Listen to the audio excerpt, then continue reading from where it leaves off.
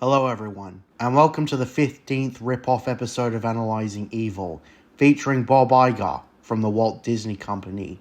Now, to most of you, you'll understand that pretty much all of my Analyzing Evil episodes are complete satire, and is just me piggybacking off the success of the Vile Eye, because my name is JJ Plagiarisms. I don't come up with original ideas, I just take them from other sources.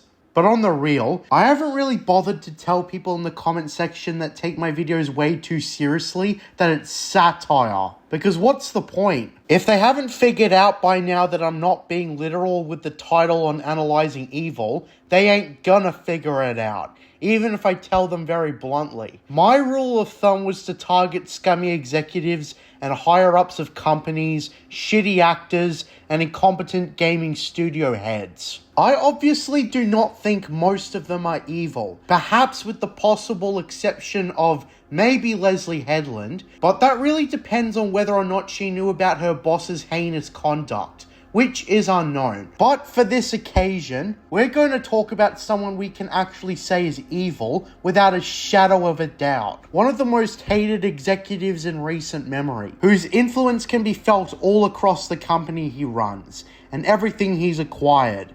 Ladies and gentlemen, we are about to talk about the overarching antagonist of Star Wars, Marvel, remakes of old Disney classics, and so much more. It's time to give Bob Iger the analysis of evil that he deserves for all he has done, how many franchises he's ruined, and so on. So let's begin. Bob Iger is primarily criticized for what he's done at the top position at Disney. He's had 2 terms as CEO, but his reign is commonly cited as starting in 2005, and it all went downhill from there.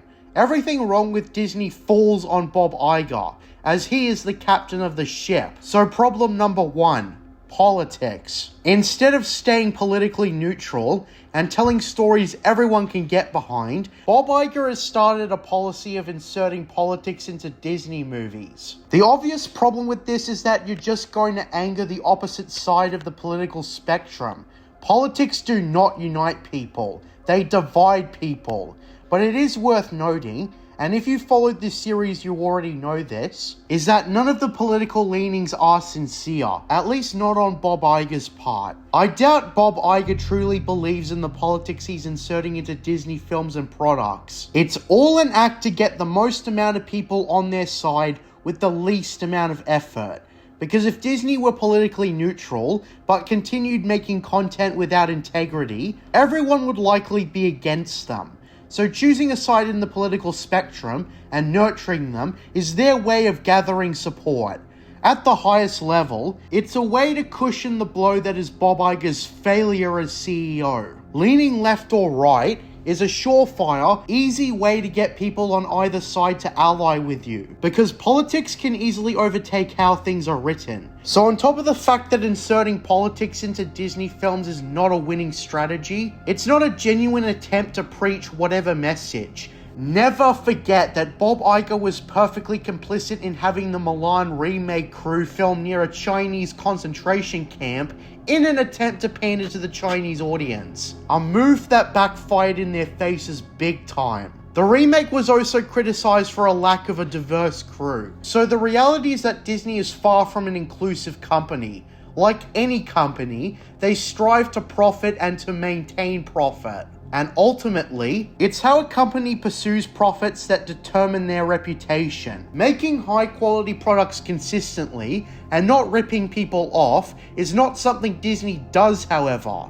So with that being said, let's get to the ultimate problem: destroyed franchises. Disney under Bob Iger has done nothing but buy up franchise based on other people's hard work and run them into the ground based on a primitive, or sometimes even non-existent, understanding of what made the IP great. Going back to Star Wars, for example, it was bought solely based on brand recognition, and based on Bob Iger's own admittance in his own book, The Betrayal of a Lifetime, he outright tricked George Lucas into thinking they would use his treatments through a handshake agreement rather through a contractual obligation, and then went back on his word as soon as Star Wars was as good as Disney's, bluntly stating that George Lucas felt betrayed.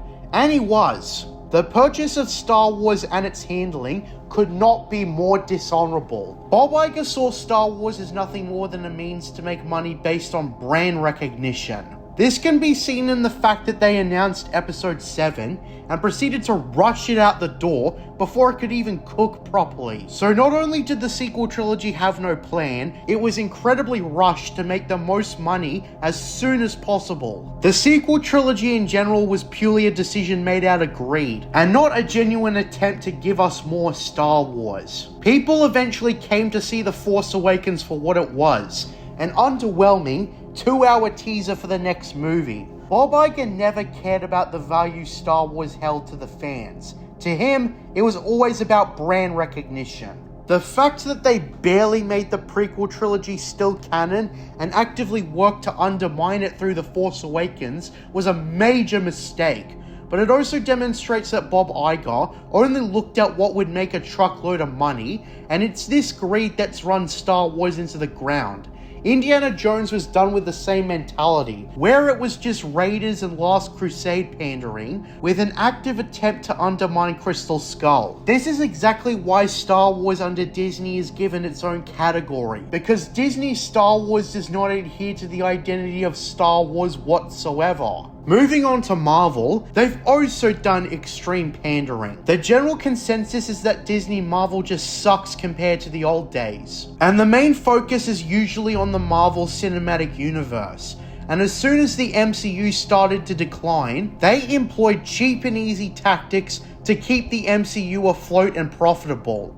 The multiverse. Instead of the MCU relying on itself to sustain its own existence, they look through a catalogue of legacy Marvel movies, which include primarily pre-MCU Spider-Man films and the X-Men film universe, and they were brought directly into the MCU, deliberately sharing continuity through the multiverse. Spider-Man No Way Home, for example, was a lazy, money-milking, nostalgia-pandering nightmare that sidelined Tom Holland's Spider-Man in his own movie. If there was ever a key similarity between Star Wars and Marvel under Disney, it's that while there may have been a surge in the beginning, it's going to dry up since Disney are incapable of original and engaging ideas.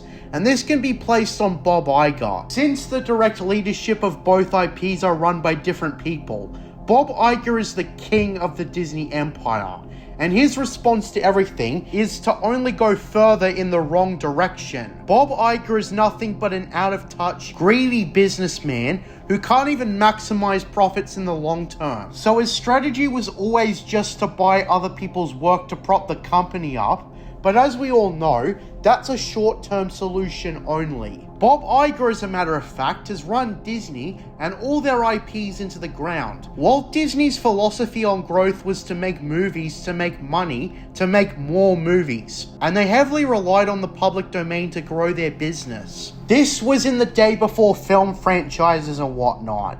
Nowadays, Disney can only keep itself alive through political pandering. It isn't a guarantee to stop their films from bombing, but they're so entrenched in this strategy that there's no other way to Bob Iger. I blame this all on Bob Iger because he was the one who came up with this strategy, and he could not adapt to new problems, and only went further in the wrong direction. Bob Iger has become many things: greedy, selfish, incompetent, traitorous, and he's become one of the most hated businessmen in recent memory. He's gotten Disney stuck in a position that cannot be easily fixed. Pandering to minorities will be seen for what it is: insincere. Because whether it be political or nostalgic, people will catch on that you only care about appeasing them on the surface level, and your true intentions will be seen. Bob Iger is quite terrible at disguising his greedy tactics. Everybody knows that he's just a money-hungry liar who will do whatever it takes to fatten his pockets with cash. The only people who defend him are people who are oblivious to the problem laid forth. Keep in mind, people who defend Disney Star Wars stories